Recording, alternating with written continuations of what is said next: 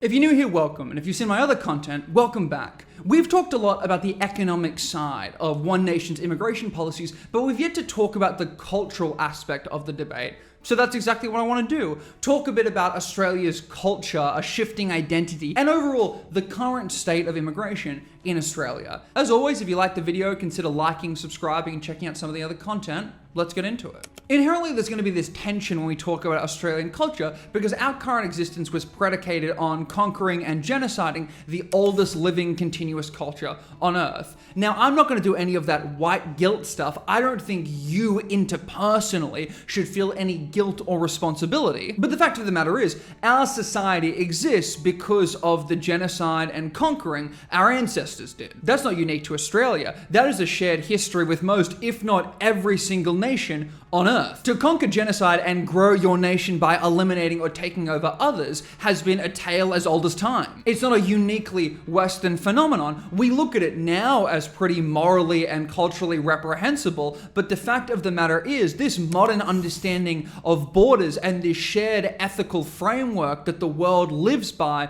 to protect the sovereignty of a nation, that's a fairly recent and modern phenomenon. It doesn't always work. Sometimes it's just words on paper. We don't need to look much further than Russia and Ukraine or China and Taiwan to understand that might is not a forgotten tool. Alongside the sometimes sweet nothings of international law, we do rely on the more practical tools we have, like a strong economy, the ability to create strong international trade deals to incentivize other nations wanting to ensure that you still have sovereignty. There's also the use of things like nukes or militaries to protect your borders and deter other nations from attempting to take you over. Again, we can look at Ukraine and Taiwan. Ukraine gave up its nukes and it eventually got invaded, and Taiwan has to deal with this incredibly uncomfortable position where the US wants some level of domestic chip manufacturing, and that will inherently put Taiwan in a position where they might not necessarily be defended if China invaded them, because they're no longer economically necessary for the United States. Not having strong defenses is obviously terrifying. People typically have a home, a people, and a shared culture that they want to be able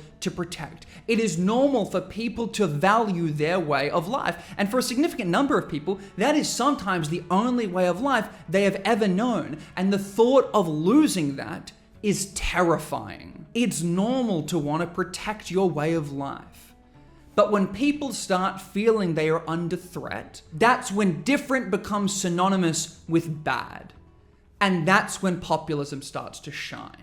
Australia, although it is a melting pot of different peoples, cultures, and traditions, there is this overarching unity in this Western style of cultural liberalism, that belief in freedom of speech, freedom of expression, a belief in democracy, and general belief that we should progress forward as a society. If you don't agree with that, you're lost. Some people are going to immediately disagree with this idea of cultural liberalism is a better way of understanding the Australian culture than more discrete things like mateship or being majority Christian. But I think the fact of the matter is, whilst those things can be important, they're not intuitively how people understand the value of Australia. Culture evolves and those discrete symbols will change over time. And if we're going to have a genuine conversation about a diminishing Australian culture, we need to have this consistent through line that we can look at to help us understand why people value the Australian culture. And those cultural liberal values that I just spoke about, they're a better way of understanding why people do love and value this country. The reality is, it's hard to actually identify what the Australian culture would be. The cultural experience of someone who grew up in inner city Sydney is going to be dramatically different than someone who grew up in rural Tasmania or rural areas of the Northern Territory. But one overarching thing that will unify them are those values that are associated with cultural liberalism. A lot of the time when people refer to this cultural degradation, they can't actually talk about these discrete Australian cultural phenomenon that everyone is supposedly engaging with or intuitively understanding. And I think that's because outside of those strong cultural liberal values I don't think there is this hugely unifying Australian culture that maps onto rural and inner city experiences. We can refer back to broad things like mateship or the Anzacs, or look at some symbolism people would connect with, like the wildlife or the flag or democracy sausages or bunning snags. But the reality of the situation is, it's hard to synthesize the Australian cultural identity outside of those cultural liberal values. And those are things that are not inherent to Australia. They are common in a lot of other Western nations, like the United States, Canada, or the UK. It is not inherently Australian. And I don't necessarily think that's a problem. It's normal for a country's culture to evolve and change over time. You can't ignore the fact that as time progresses, successful nations progress too. It's not just normal for a culture to evolve, it's actually necessary to make sure your country is thriving. Australia used to have this culture that was focused around race. We had the white Australian policy, and luckily we moved on from that because it was ridiculous and it stopped us progressing forward. Bro, Italians were not even considered white at one point, and that's ridiculous. We used to have this culture where it was acceptable to marry children, and everyone outside of the NSN would recognize that that culture is now pretty morally reprehensible and horrific. But it's not a bad thing that the culture changed. Cultural evolution is not inherently a bad thing. People are just scared about what the culture is evolving into. A lot of Aussies are worried or feeling ignored that the government seems to not understand the difference between different people and cultures coming together but being unified under this broad idea of cultural liberalism, and a bunch of incongruent or incompatible cultures and people coming together to ensure that there is this constantly growing GDP. Look, if I hear the phrase diversity is our strength one more time, I'm going to single-handedly drain the New South Wales mental health resources.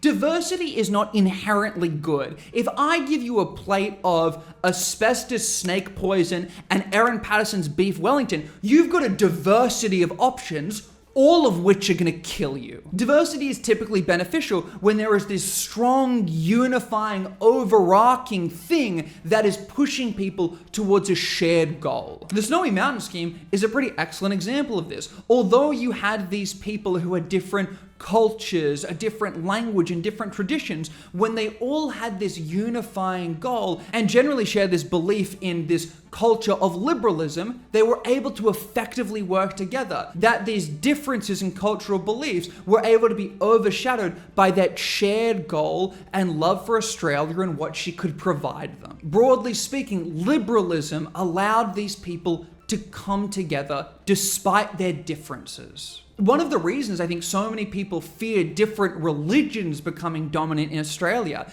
is because people rely on their religion to act as this cultural unifier, when I actually think that is better done through cultural liberalism. For all of the issues that come with organized religion, if there is one place where people of different cultures or languages can come together, it is religious spaces. If you and I are reading the same Bible just through different languages, we're still going to overlap a significant amount of the time. Now, it's not going to be perfect. There's different denominations and different interpretations of religious texts, but generally speaking, two Christians are going to have more in common than a Christian and someone who believes in a different God or doesn't believe in a God at all. But with that said, irrelevant of your religious beliefs, if you still believe in that overarching idea of cultural liberalism, you will still be unified in your beliefs a significant amount of the time. Humans are social animals. They yearn for connection. And whether that be through religion or this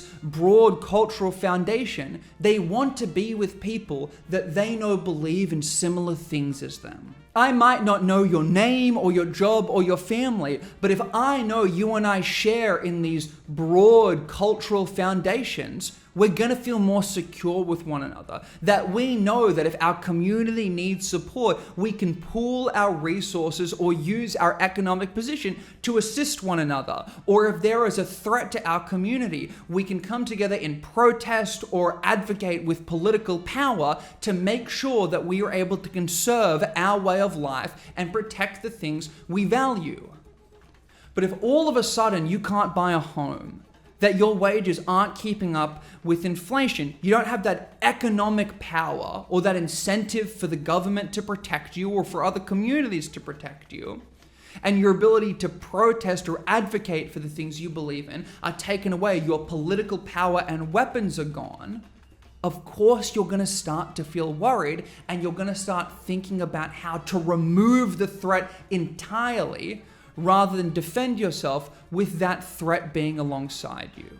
Now, I don't think it's fair to hand wave people's fears about assimilation or call them all bigots, when I think a lot of the time, Australians are actually pretty in favor of acculturation. Acculturation is different than assimilation, with acculturation being this integration of different cultures into a broader dominant culture. So someone might still teach their children their native language or engage in their cultural or religious traditions while still adhering to that broad idea of cultural liberalism, freedom of speech, freedom of expression, that belief in democracy, that people don't have to act exactly in the same way as them or follow the exact same traditions as long as there is that broad cultural foundation we all agree upon. I've met very few Aussies that genuinely have an issue with people engaging in their language alongside English or still engaging in their traditions or norms, as long as it doesn't infringe on their life or liberties. And if you are one of those people who just gets uncomfortable seeing any tradition other than the classic white Anglo-Saxon Christian stuff,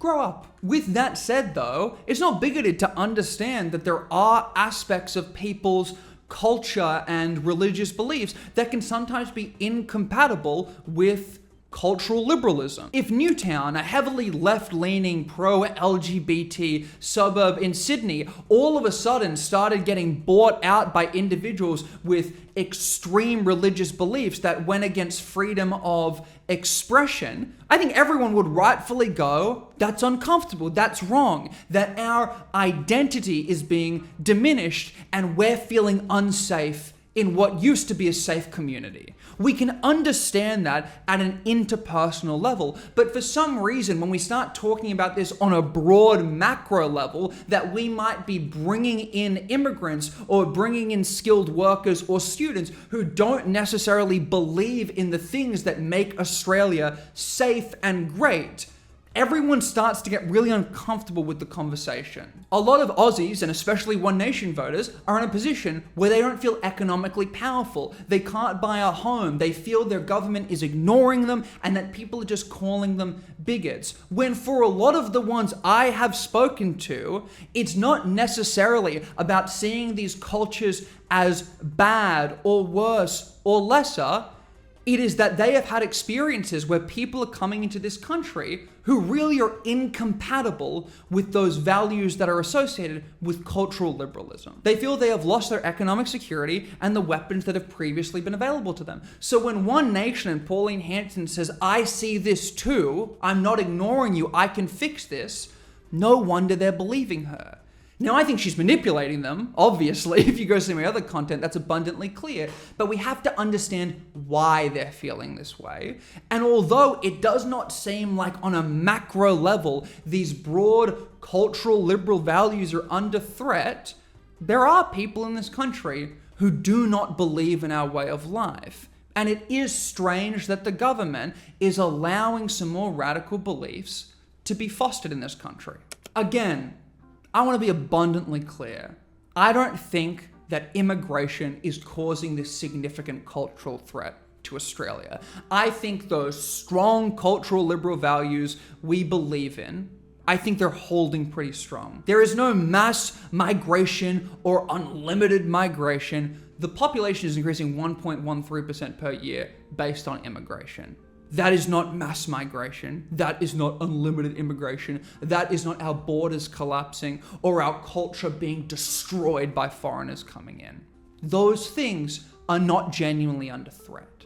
But I do hear that there is that economic fear and this concern about the type of people coming into this country. Because although it isn't the majority, it is still really uncomfortable to hear and see stories of people coming into this country who seem to hate the values that you and I would believe in. The vast majority of immigrants come here because they love Australia. They love the opportunity she provides and the values that are present within our society. Those cultural liberal values. And look, our economy is not doing incredibly, but for all of the faults in Albo and Chalmers, they're doing a pretty good job of setting Australia up to have a good economic future, to focus on renewable energy and advanced manufacturing. And that's gonna take time. And I'm very empathetic to that. But One Nation do not seem like they have a comprehensive economic plan, and the failures of the economy are not something that can be blamed on immigration. These fears about cultural degradation are not proportional to what is actually happening in this country, and Pauline Hanson and One Nation are taking advantage of your fears and manipulating you to trust and believe them. It's also important to recognize that the facts don't necessarily matter to a lot of people, because even if it is the case that the economy is actually benefiting from immigration, One Nation supporters still believe that that puts us in a vulnerable position where then we are reliant on foreign actors to keep us afloat. And at some point, something could happen which puts us in a vulnerable position and puts Australia at risk of our culture being attacked. One Nation supporters fear that if they stop protesting or accept the idea that they must just be bigots, well then some group might be able to take advantage of that because they're giving away their political weapons. They've lost the economic protection and their weapons. So of course they're going to trust Pauline. I'd quickly like to thank all of the One Nation supporters who reached out to me on TikTok. I've had some really good conversations and you've helped me understand your perspectives a lot better. I hear how much love you have for this country, but I think you are fundamentally misunderstanding what makes Australia great. It's those shared values in cultural liberalism that really make Australia the incredible country she is. I understand there are those discrete aspects of the culture like mateship or traditions or a general way of living that you find value in. And I think that's great. And I think you should be able to engage in society in a way where you're not made to feel guilty for loving things like Australia Day or having the barbie on the beach or playing cricket in the backyard, all of those things. But I think fundamentally the things we should be focusing and caring about is those shared cultural liberal values.